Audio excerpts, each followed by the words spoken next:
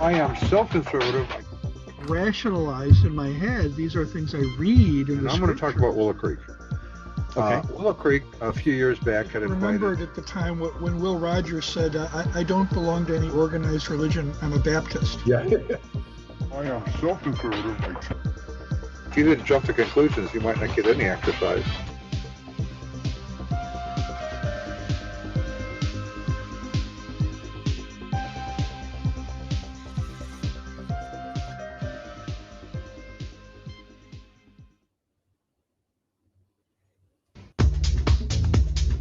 I am so conservative.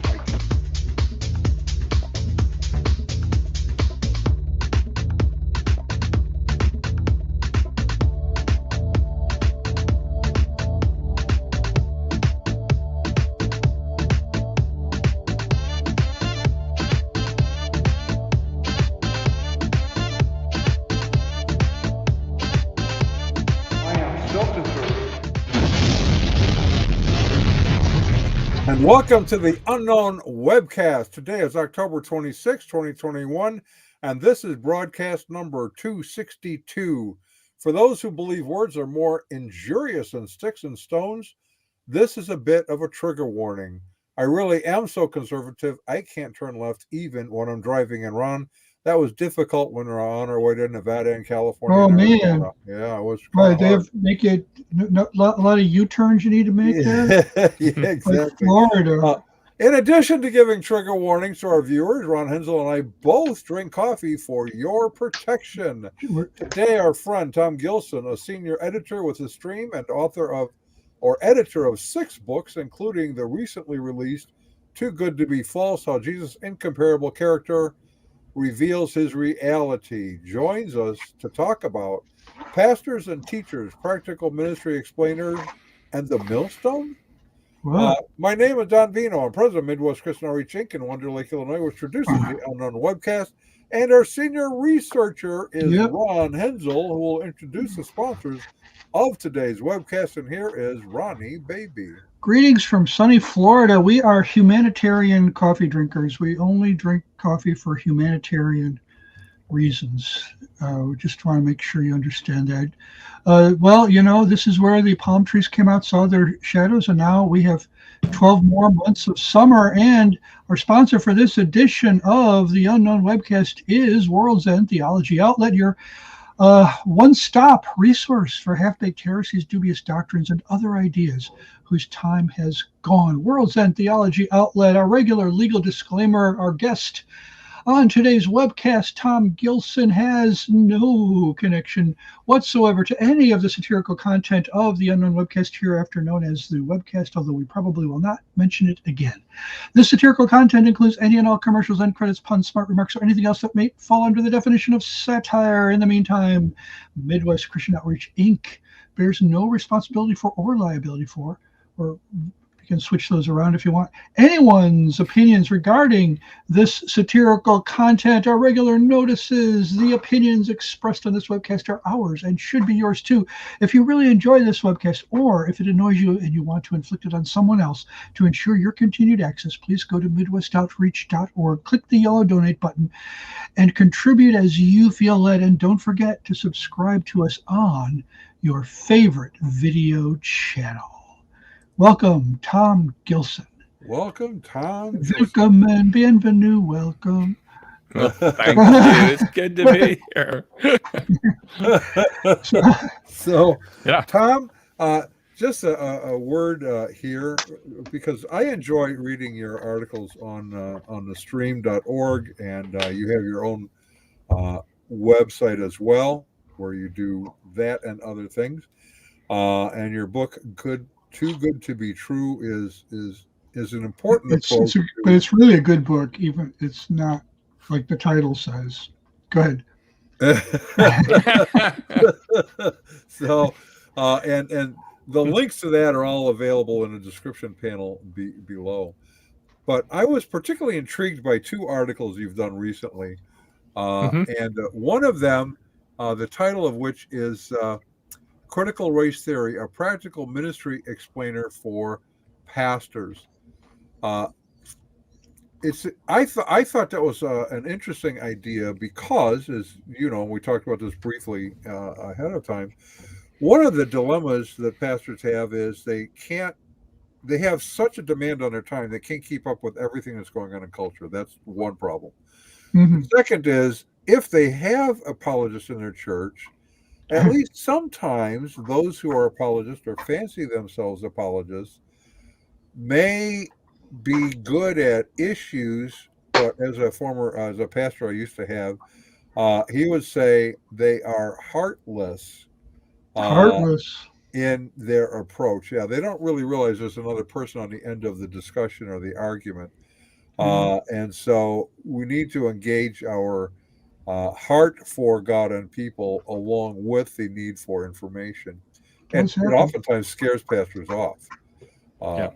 so you developed something that is more than a one-time event, a critical race theory, but it really comes from a different idea. It's something you're doing called a practical ministry explainer for pastors. What is it that you're trying to accomplish with this?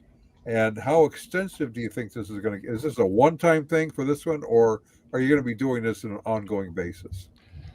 Yeah, thanks for the question.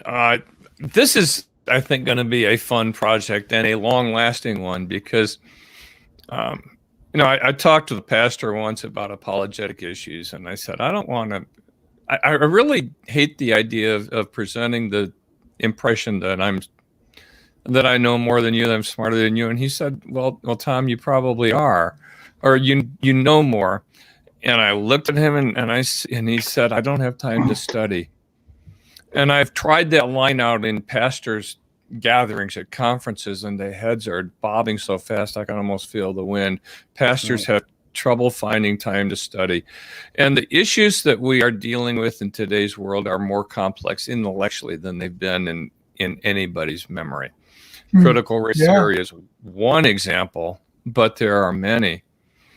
And so a while ago, James Robison, the publisher of the stream, which is at stream.org, just made mention of he wished we could do more for pastors. And I'd been thinking that too. So it came together in this idea of doing a series, running one explainer article every 2 to 3 weeks on some complex topic and simplifying it. Complex topics that are in the area of our specialty at the stream. Because what we do is we study the world around us. We study the intellectual issues. We study the political issues. We study the scientific and philosophical issues. And that's what we do. And so we're kind of specialists in it. And how can we help pastors with it? That was really the question. The answer that we've come up with is this explainer, which is with a kind of a wink in the eye. It's a one page. Well, it's 2,000 words in this one page, or you'd have to make the font pretty small. But it's one page on a website that kind of covers what critical race theory is about, with tons of links for the pastor to follow and say, here's where you can dig up the rest of the info. And then on the side, the other thing that's going on, which is not at the stream, but at Thinking Christian, my blog, thinkingchristian.net, I am producing sample sermons that a pastor could actually steal with attribution and use and preach a sermon on these complex topics and have some basis for saying that they did it, that they did the study and know what they're talking about. Now they have to trust us at the stream that we know what we're talking about, but there's places that they can chase down the information and confirm it too. It's all about serving the pastor, really. That's what the idea behind it. Right. You state in here, if the culture is confused, congregations surely are too. They need teaching.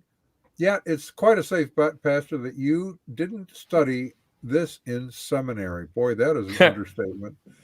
You had no idea you were signing up for this. Here it is, though, and here your congregation is looking to you and other teachers for guidance. And unfortunately, sometimes those other teachers are internet found and may or may not be reliable. I mean, there's good information on the internet. Obviously, the stream is out there.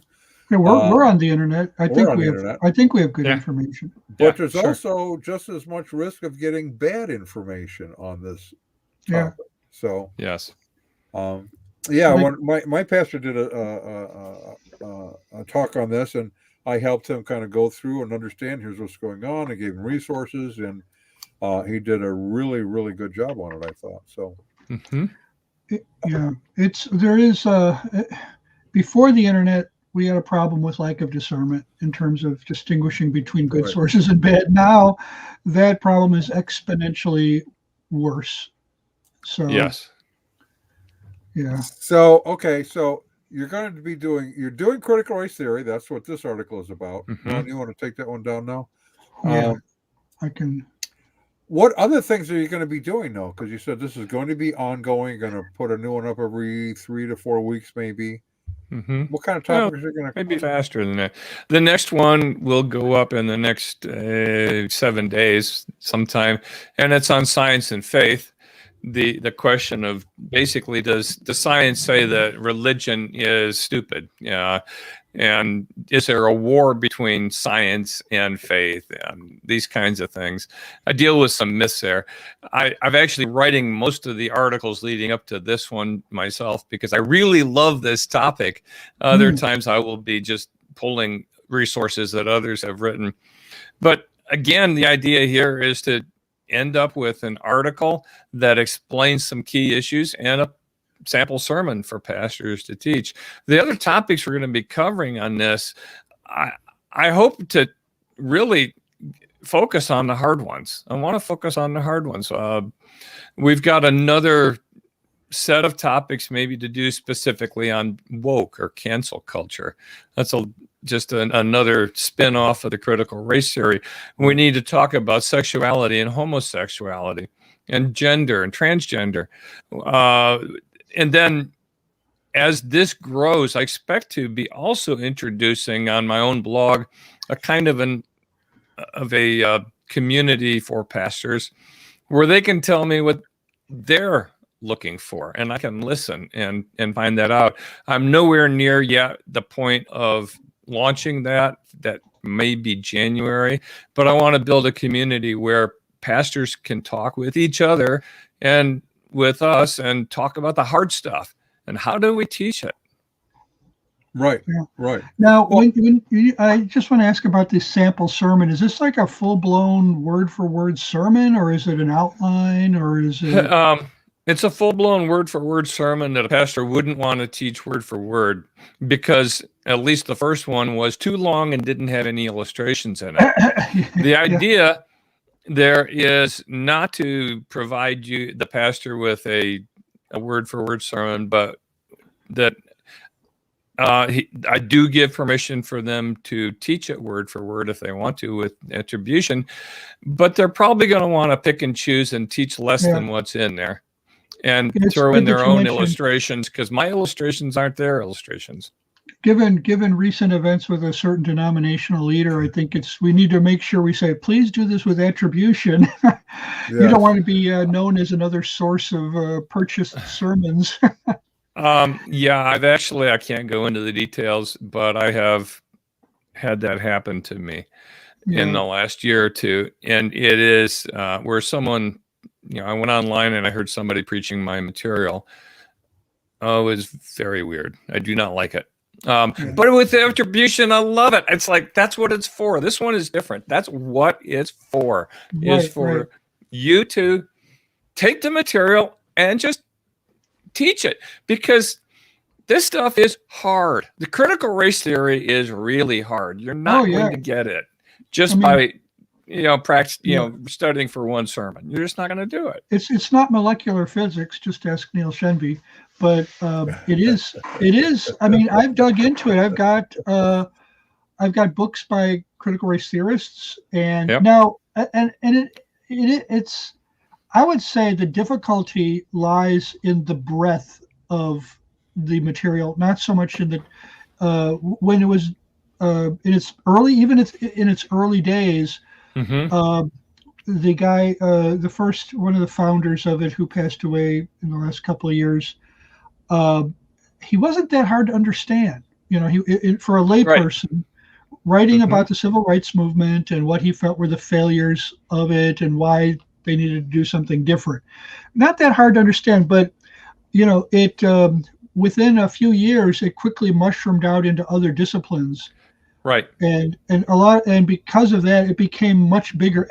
And at least Kimberly Crenshaw totally acknowledges all those other fields as legitimate manifestations of critical race theory. Now, if she's not an acceptable spokesperson for the CRT movement, I don't know who is. But I think she's the one who coined that term. She certainly coined it, the term intersectionality. I think she may have also coined critical race theory. Term. And you will run into people who say, and I just even heard it the other day, somebody saying, "Oh, it's just a legal fields, issue." No, it isn't.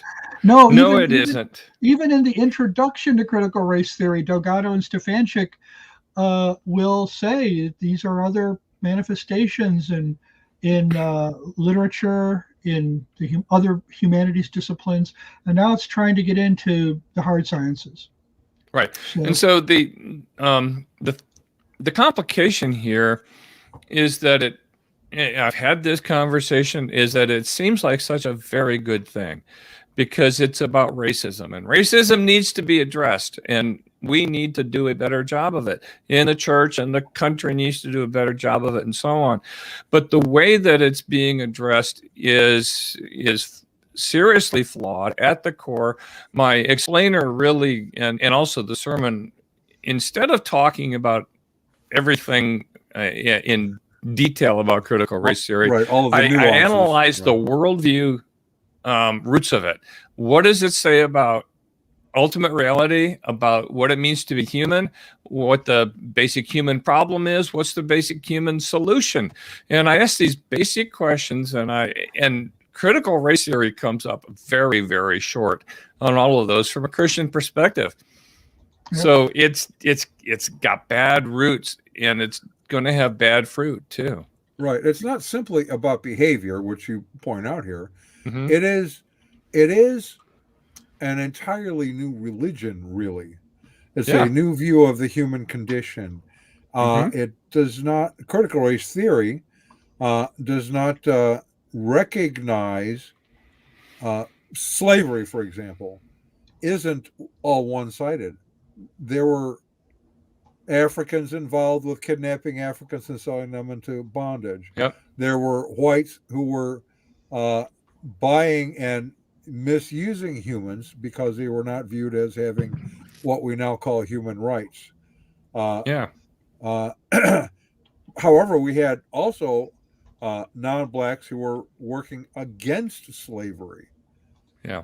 Right. So we have the human condition on all sides, some working for the idea that we're created in the image of God and all should be honored, others ignoring that. But critical race theory doesn't give you that option. It is all. Well, you have the 1619 Project, which I don't know. I'm not keeping up with it in terms of how much the CRT gurus are embracing it or keeping themselves at arm's length. I don't know. I see Ibram Kendi.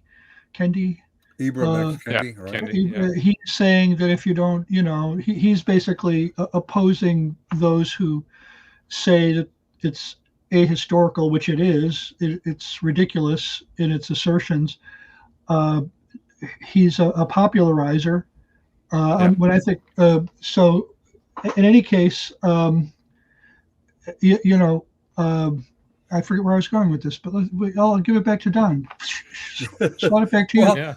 We'll give it back to Tom. So the explainer is a one-page, 2,000 word in this case, on this issue that a pastor can look at and go, okay, I at least have a basic understanding, and I can pass this on to someone in my congregation if they ask. Yes. And then you give, as you point out, a number of links that people who want more information can go and track down. That's a very good and useful tool. I was so encouraged on the Sunday I published this one on a Friday 3 weeks ago, maybe. And on Sunday morning, I got a message that someone had used it in teaching in church that morning. Wow. That's great. My goal with this, if I can put it in some kind of measurable outcome, is to hear an awful lot of pastors saying thank you. That's my goal, is to have the kind of thing they'll say thank you for. What you're doing is reminiscent of what happened when in the middle of the 17th century, the 1600s, when the Puritans took over the government in England. Mm-hmm. And one of the big tasks of the Westminster Assembly was to reform preaching in England. It had fallen into a terrible state. I mean, it was just very, very bad. Ministers were getting into the pulpit who didn't know much of the scriptures at all.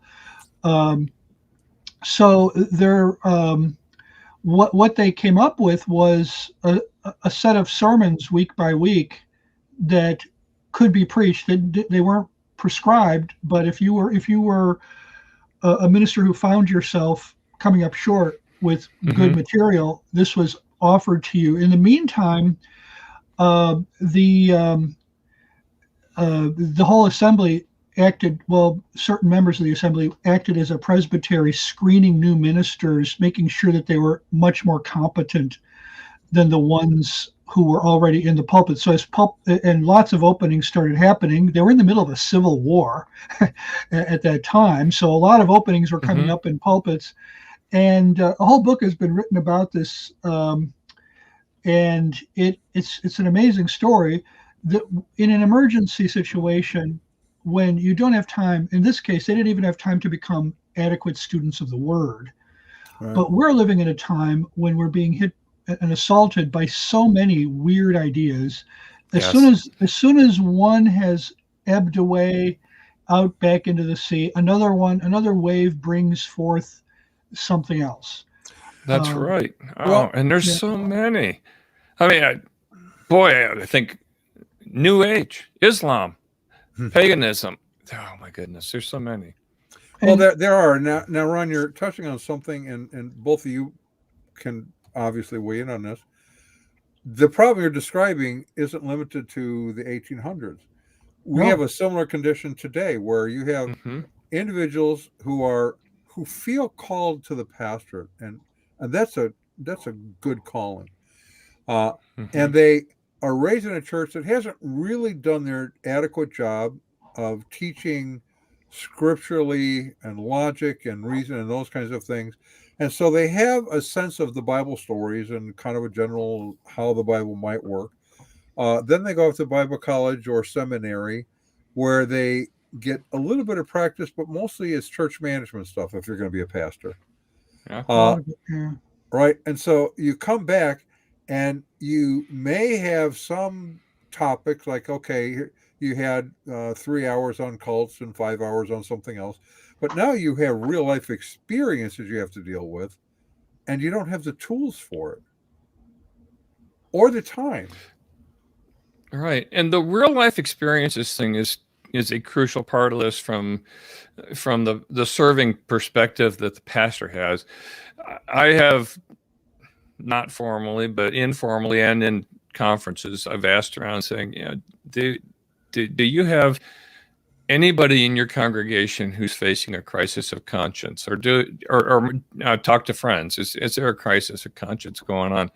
And I think of the one who was working in a large corporate office, and everybody he was at the level where people had doors on their offices. He was that level of leadership, and everybody's door had an homosexual ally sticker on it.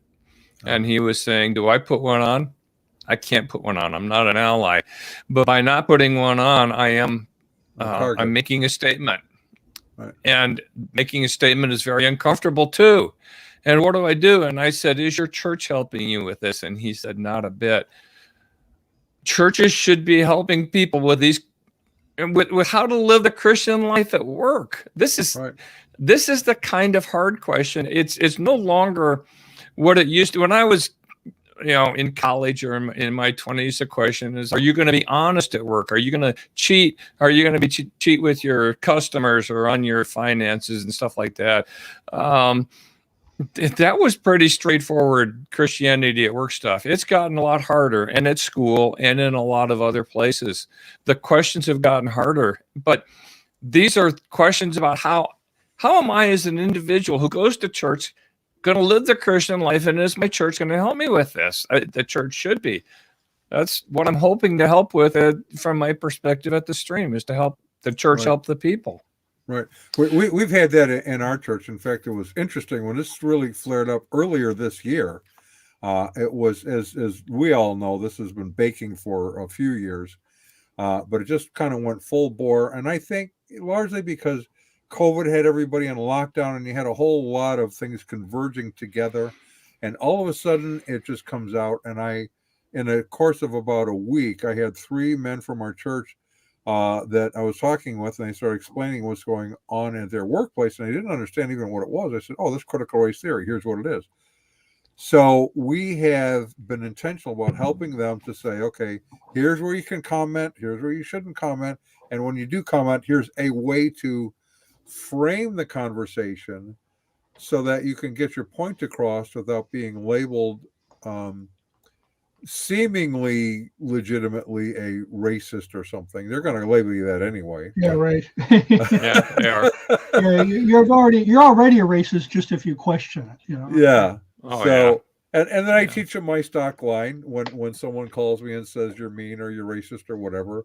I have a stock line that goes with that, and Ron knows it quite well. It kind of goes like this: you might be right, and I might be short and fat as well. A lot of things I might be. I can give you my kids' phone numbers. They could tell you even more bad stuff about me. The question, though, is, am I wrong? Let's focus on the actual question. Yeah. Yeah, so, is this about my psychology, or is this about the truth?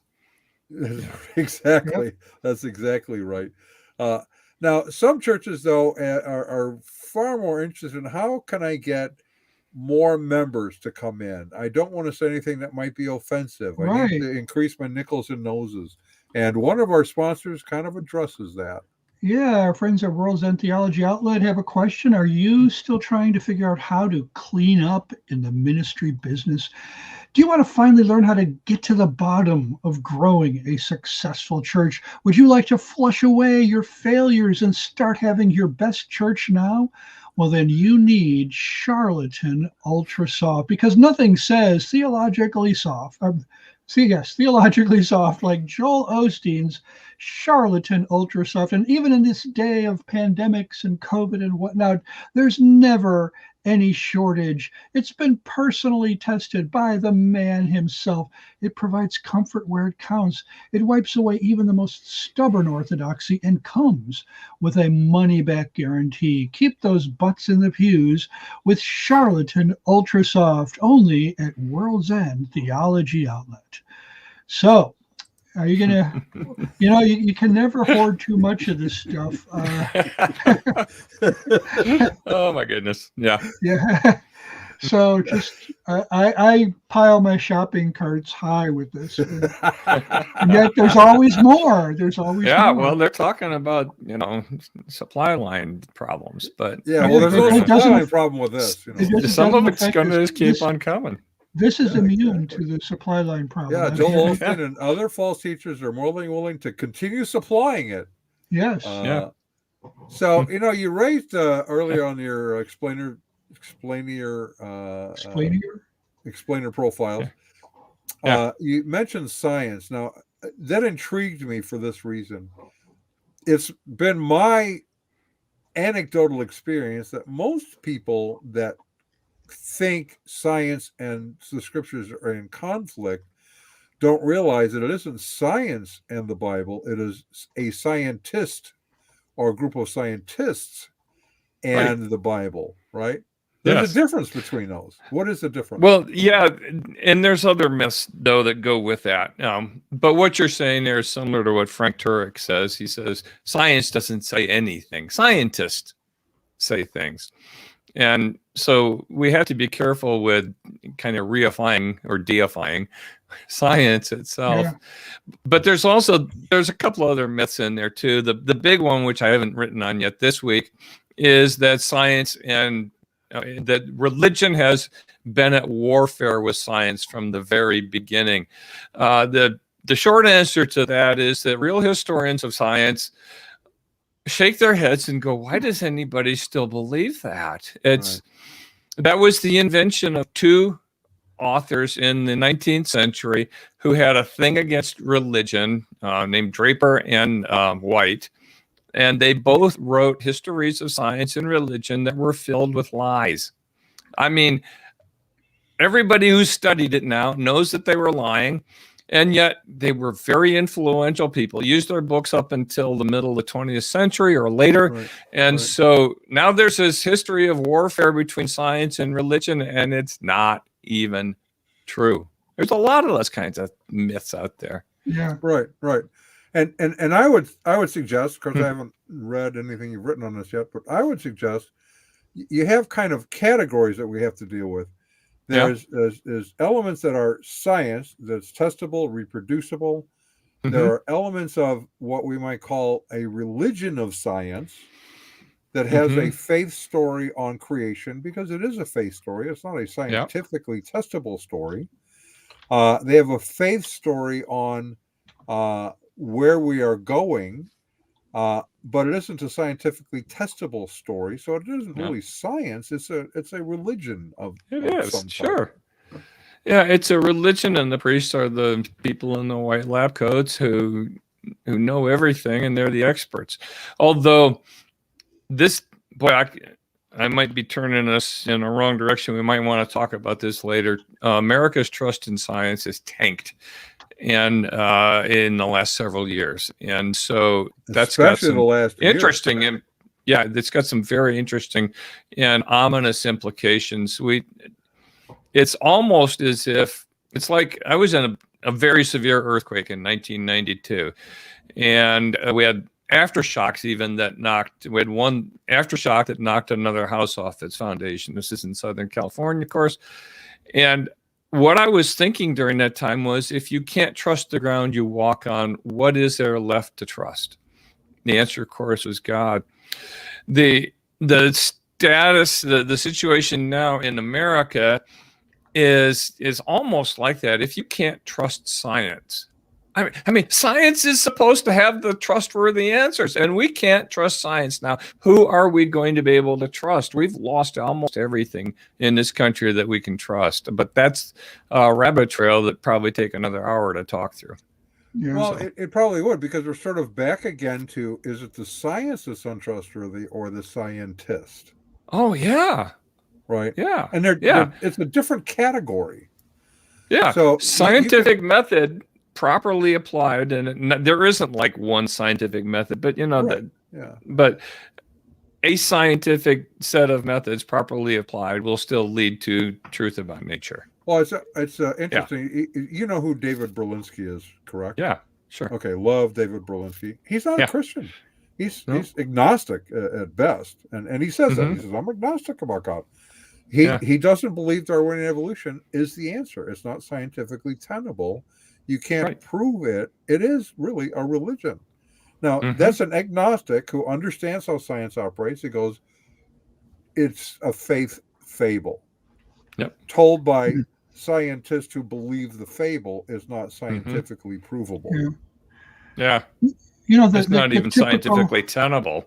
No. The typical, let me say, the typical myth that is part of the atheist/evolutionary mythology is the Galileo was an atheist myth, or he wasn't.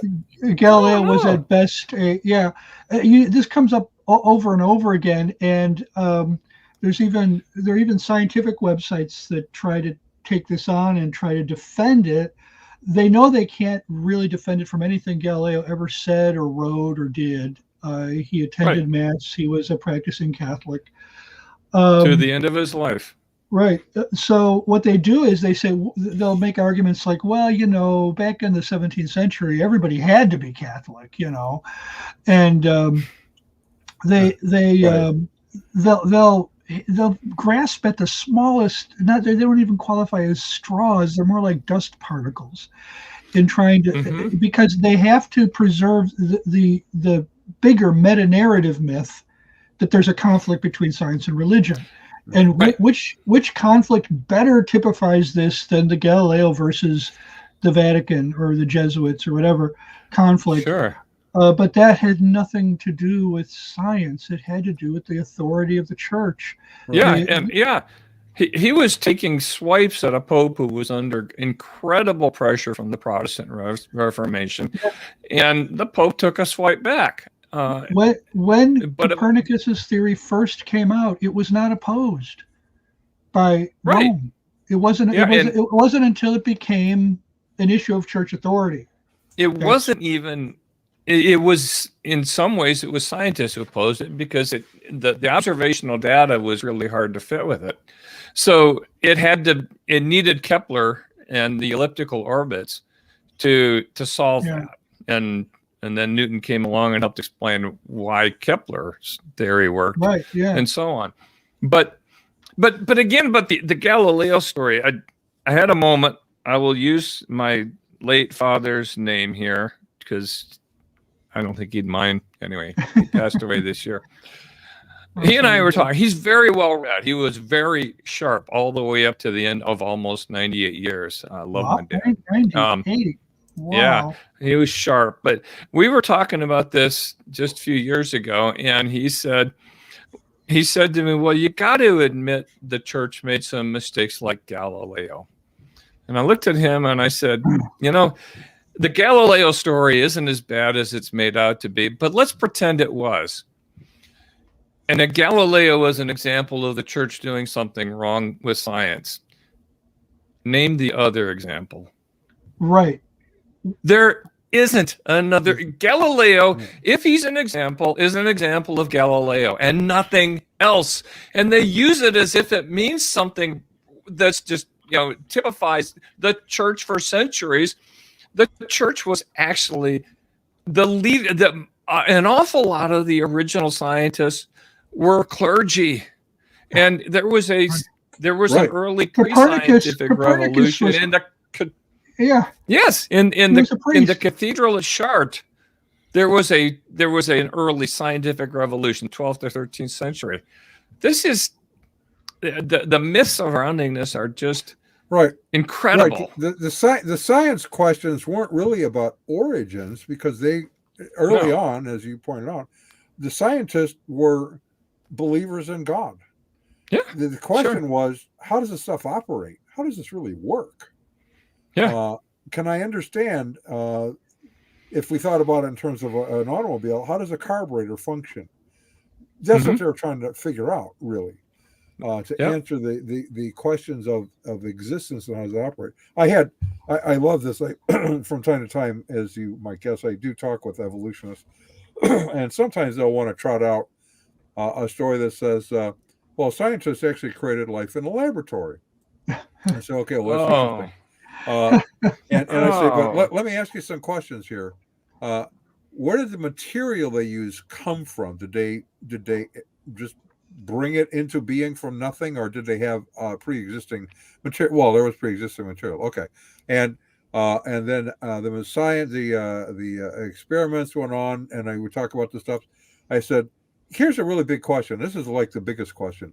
Did they just put the material that they had found in a room and wait and see if anything happened?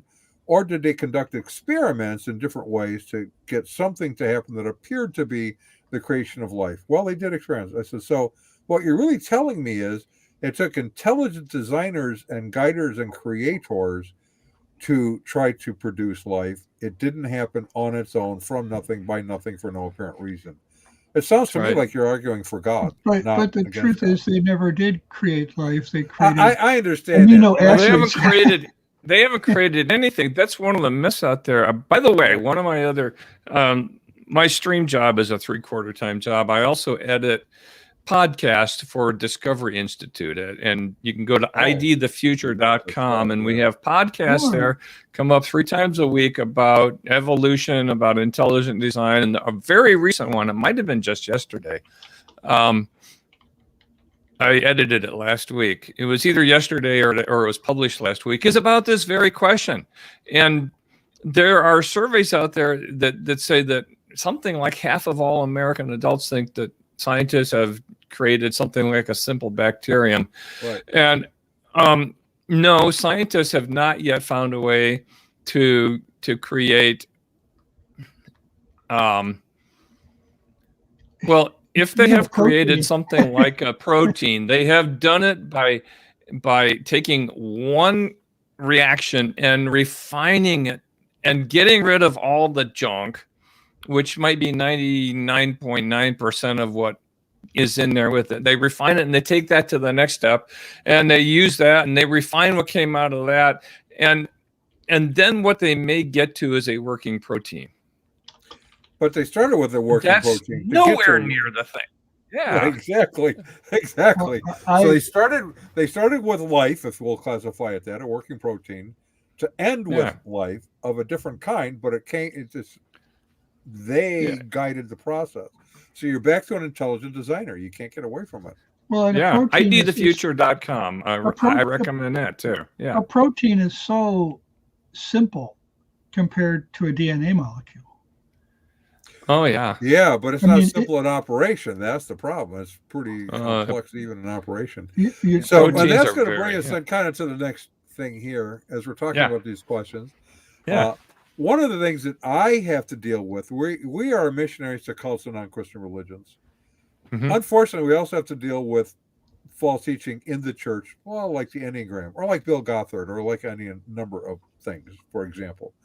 And one of the things that we discovered pretty early on in this is, let's say those who grew up in Gothardism became disenchanted and thought, okay, I am rejecting God to go and find real answers because I'm not getting them here.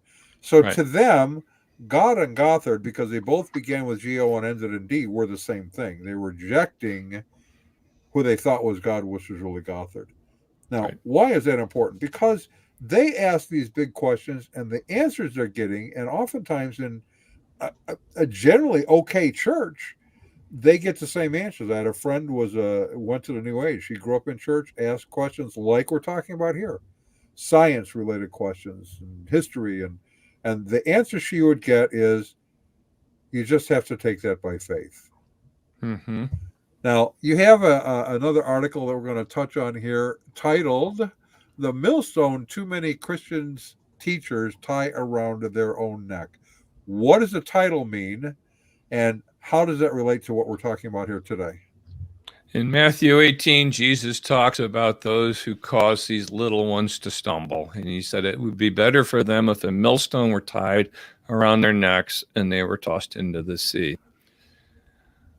I think, and I'm saying this very soberly, I think the Christian teachers that you're talked about just now and many others are tying millstones around their neck, or it would be better for them if they did. Because when they give that answer, they are turning people away from the faith. Which answer is this? The answer is that we don't talk about, you have to take it by faith. You just need to believe. Right. The Bible is all you need, or anything like that, where they don't actually address the question. Story after story, I have heard of people who have said, I left Christianity because they wouldn't deal with my questions.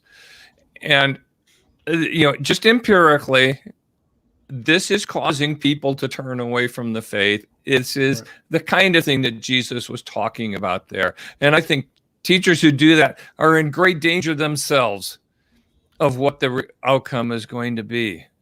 They think they're being biblical, but they're not. Right. It's wrong. It's harmful. Right. There's two things that come to my mind right away, and I am so glad that I discovered them in the Bible, of all places. Mm-hmm. One of them is God, as he speaks he says, "Come, let us reason together. Mhm. Though your sins be as scarlet, I shall make them as wool. White as Though they snow. be as crimson, I shall make them as white as snow." Yeah. There's a reasonableness to the faith Yes. that we can talk about, we can understand. And the greatest commandment is the same thing. Love the Lord your God with all your heart, with all your soul, and with all your mind. Your mind should be engaged. I remember years ago when I first met Jim Sire. I love Jim Sire. And he would bemoan the loss of the intellectual life in the life of faith. Yeah. That's Yeah. what we're talking about, really, aren't we? Aren't we supposed to engage our mind in the faith and give the Yes. young people the answers to these questions, or at least the tools to find the answers? Yeah, and if you don't know the answer, if a kid comes to you with a hard question, you say, "Well, boy, that's a tough one. Let's find a time when we can look that up together." And then you're not only answering the question, you're showing love to the person that's asking the question. You're showing relationship. This all needs to be relational. If you just say, "Have faith," it's in the Bible, and the Bible is what we rely on. A lot of times what you're going to be telling kids, or what they're going to be hearing is, well, the Bible's backwards, the Bible is wrong. Because if you don't explain Outdated. why the Bible is right, if you say the Bible doesn't support homosexuality, are they going to say, "Oh, that's great," or are they going to walk away saying, "Oh, I don't like the Bible"? Which one? I don't like the Bible is what you run into a lot, Yeah. especially when you have such peer pressure coming at you. Uh-huh. Our blog article this week is dealing with this question because we have a big event from the organization reforming the Reformation Project, Matthew Vine and others, trying to, quote, bring about the reformation of the church, to reform the church, to do what? To include LGBTQ. Right. Well, they tell you that they believe the Bible. And then you have to ask the question, okay, if they believe the Bible, how can they do this? Well, because they're not going to sola scriptura, they are going to something called Prima Scriptura, where they can get inspired, inerrant information from the Holy Spirit by means other than the Bible, and then they can grab it to move it toward their way of thinking. And you have to embrace that. Are pastors equipped, even back to your explainer videos, articles, are they even equipped to address those claims? Well, there's a basic level of equipping, which is you have to know what the Bible says. And I hope they've gotten that in their seminary training. You have to know the truth. The other basic level of equipping, though, is that you really do have to understand the lies that people are faced with. Yeah. There's the famous passage, a funny passage, actually, in Isaiah, where he's mocking the people for cutting down a tree and using half the wood to cook over and the other half to bow down and call it Isaiah, a god. Yeah. In Isaiah. Just I've listening lost to the article, but I've seen, I wish I hadn't lost it because I want to refer to it. Somebody went through that and just described how incredibly accurate and detailed Isaiah's knowledge of the sin was. We have to have some knowledge of the sin in order to be able to mock it or to correct it or to answer it. There's an example there. There's probably many others. We have to know how to answer these questions, and we have to be willing to, and not just tell these people, you don't have to worry about it. It's in the Bible. It's okay.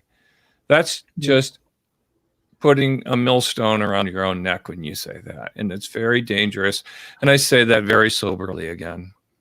one of the reasons why it's so important to be aware of the content of the errors that are being taught is that they use words in slippery ways. They commit a lot of equivocation fallacies.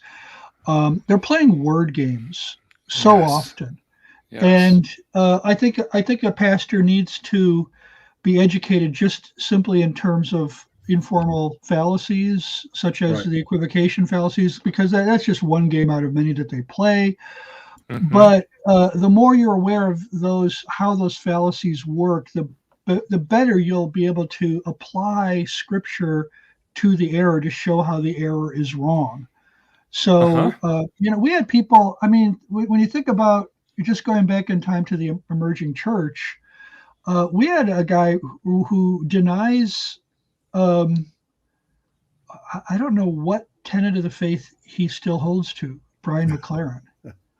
And really, I don't believe he held to them at the time.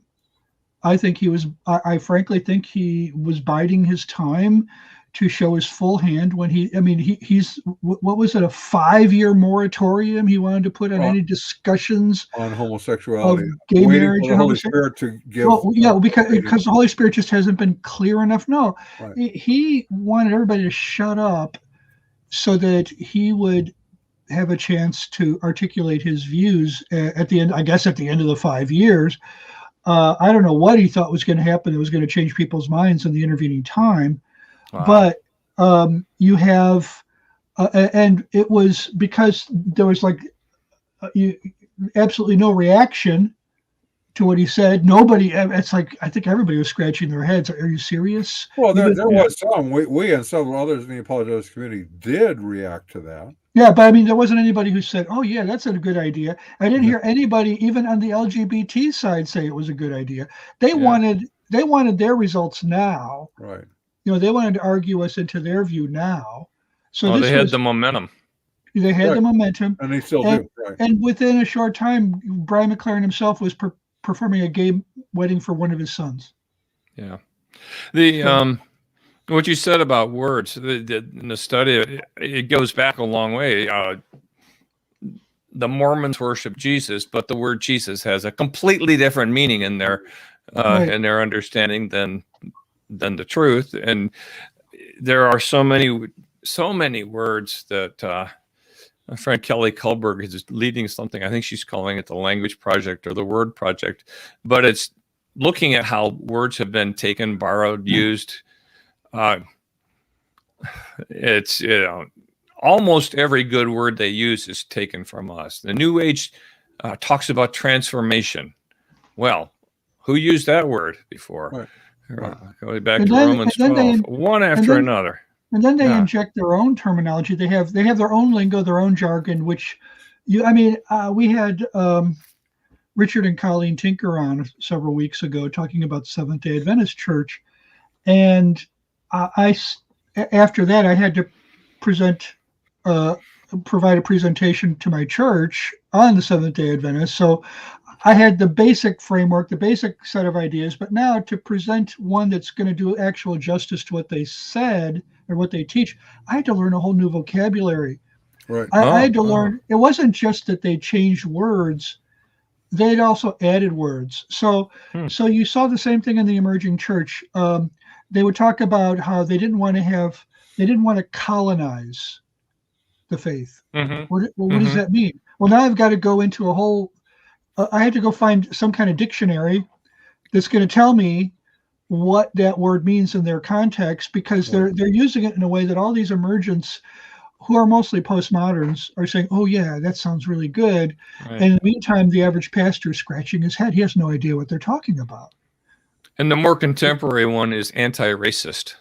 Yes. That has a very specific technical meaning that doesn't mean that you're opposed to racism per se. It means you fulfill some very legalistic requirements. The critical race theory movement, you said earlier, is a religion. It is a very legalistic religion. Right. Anti-racism does not mean you're anti-discriminatory. No. It does not mean you don't believe some skin colors are better than others. It does not mean that you should treat people differently based on the color of their skin. All of these things. It is not opposed to segregation. No. In fact, it practices. We see it practiced every day by them. Right. Yeah. So words are slippery. Yeah. And you need to know what you're doing with them. Thinking is hard.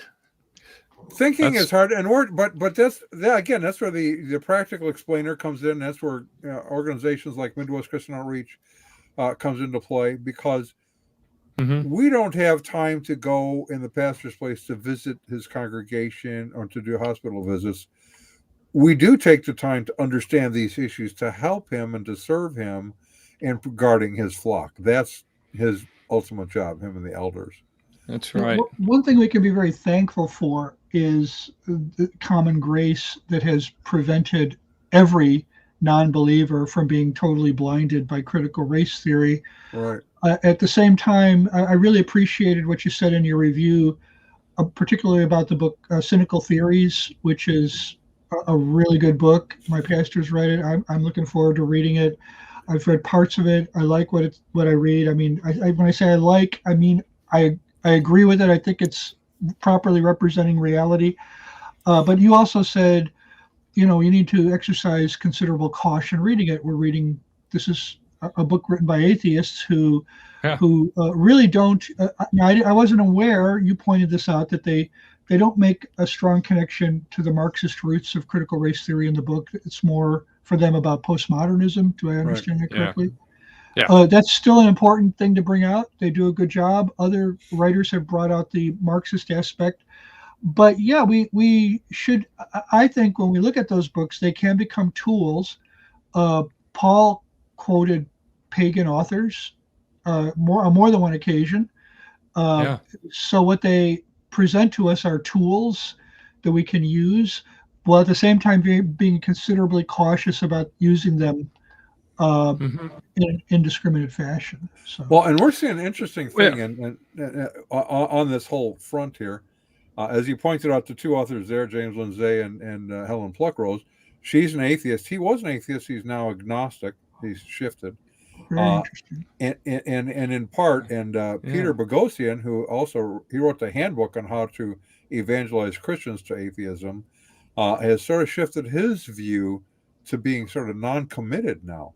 And the reason is because they have met apologists. They didn't even realize we existed, and are finding that you can give challenging arguments, but the thing we have in common, atheists, Jim Lindsay, Peter Boghossian, and others have discovered that, yes, we believe in absolute truth, and they believe in absolute truth. We don't agree on what it is, but we agree that we can argue over it because we are committed to the idea that there's a truth we can know.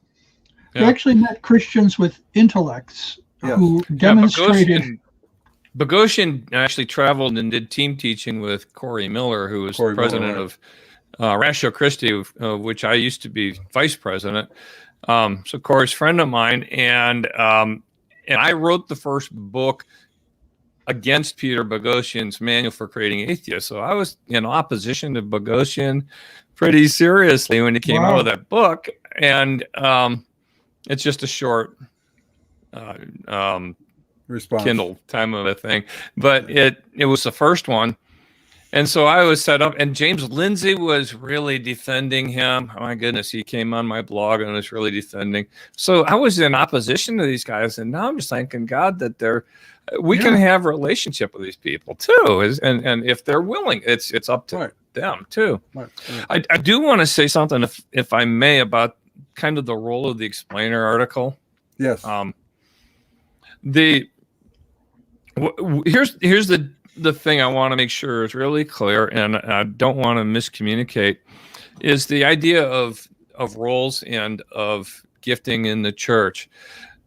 Because of the work that I do, I'm a specialist in one thing, really, and so are you, which is apologetics or dealing with challenges to the faith and so on. I think some people in our biz, in our industry, get it in their heads that this is the most important thing. And it may be the most important thing that's missing from the average church. I think it probably is, but it's not more important than mercy ministries. It's not more important than teaching the word. And you would not want me leading your mercy ministries at your church, because I would do it so badly. Right. And not because I hate mercy, but because I'm no good at certain things. I'm a specialist, but I want to but the person who knows how to organize and lead a mercy ministry is a specialist too, and they can bring people along to do it with them. And I'm hoping that what I'm doing, what you're doing, what every apologist does, that we see it as we're part of a bigger body with a much bigger function. We are not the main cog or anything like that, but we are trying to help people do something that they couldn't do without us. Right. That's really important, and that's the point I often make as well.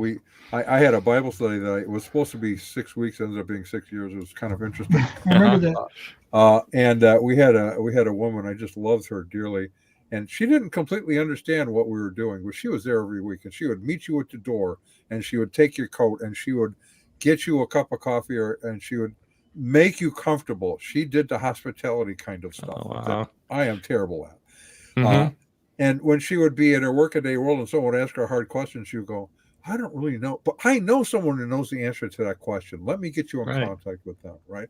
Yeah. That's what you're talking about. We all play different roles, and they're all important. So, but Ron has time frames here that we have to honor. And so we're going to ask him to walk us out of here. All right. Well, let's give credit to where credit is due. Our resident cult leader profiler is Neil before me. Our wardrobe manager is See How It Fits You. Our culinary services are provided by Chef Ham and Cheese. Our tinfoil hat provisioner is Just In Case. Jehovah's Witnesses coverage comes from Armageddon and D Opposer. Our Mormon Archives manager is Polly Gummas. Our Liberal Denominations Bureau Chief is Lucy Goosey. Our transgender issues coverage comes from Ben Hur.